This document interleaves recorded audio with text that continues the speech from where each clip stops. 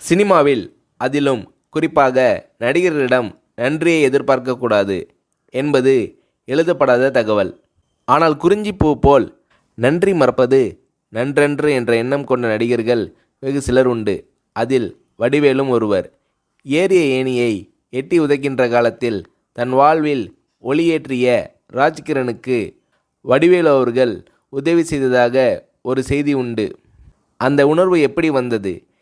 இதை பற்றி வடிவேலு அவர்களை ஒரு முறை சொன்னபோது, எப்படின்னு சொல்கிறது கஷ்டம்ன, ராஜகிரண் சார் இல்லைனா நான் இல்லை, இந்த புகழ் வசதி வாய்ப்பு எதுவுமே இல்லை, அவர்தான் கை தூக்கி விட்டு சோறு போட்டார், எனக்கு அவர் கடவுள் மாதிரி, அப்பேற்பட்ட மனுஷனுக்கு கஷ்டம் வந்தால் பார்த்துக்கிட்டு சும்மா இருக்க முடியாதுண்ண, அதனால் என்னால் முடிஞ்ச உதவியை செஞ்சேன், அதை உதவின்னு சொல்கிறதே பெரிய வார்த்தைண்ண, நன்றி கடன்னு தான் சொல்லணும், இன்னும் கூட தீர்க்க முடியாத நன்றி கடன் அது என்று உருகுகிறார் வடிவேலு.